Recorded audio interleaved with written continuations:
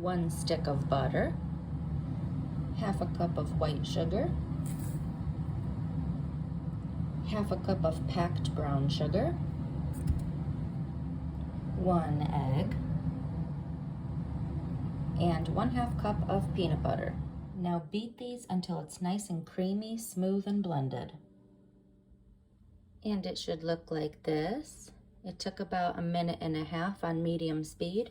Make sure there's no lumps and it's nice and fluffy, creamy. Now get a separate bowl and put 1 1/4 cups of flour, all-purpose flour, 1/2 teaspoon of baking powder, and 3/4 teaspoon of baking soda. I put 3 of these in. This is 1/4 teaspoon.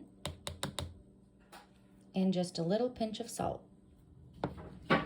Now mix it up and add it to your wet ingredients. You can do this slowly if you want, like 2 or 3 times. Just put a little bit in, beat it, put a little more in, beat it until it's nice and combined and fluffy and creamy. Whoops, I forgot to add a little vanilla. I just do 1/4 teaspoon, just a little bit.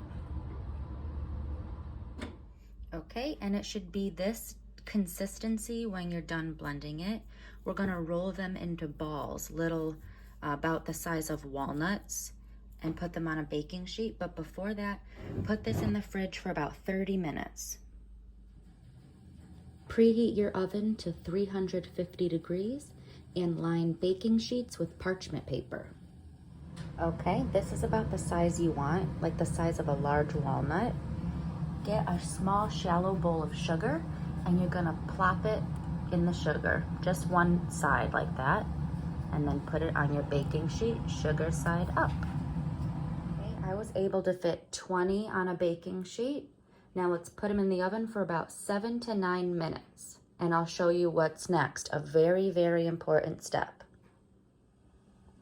While the cookies are baking, you need to get your Hershey Kisses ready. So that way, right when they come out of the oven, you're gonna press the Hershey Kiss down into the cookie. So I counted out 20, and now I'm gonna unwrap them and put them on this plate. Okay, I have all my Hershey Kisses ready for when the cookies come out of the oven.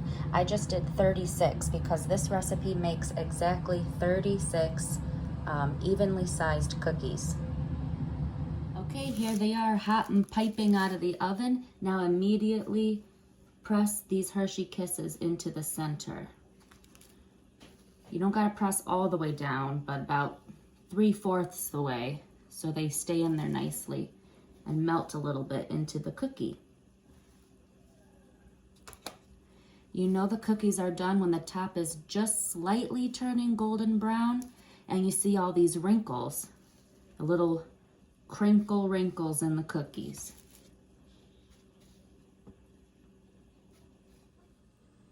Now we just let them fully cool down before I'm gonna put them in a plastic container and take them to Christmas.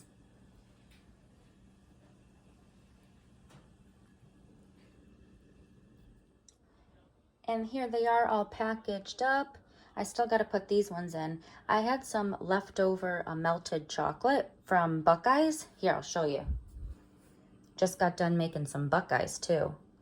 And I just wanted to be a little festive, so I put some on the cookies.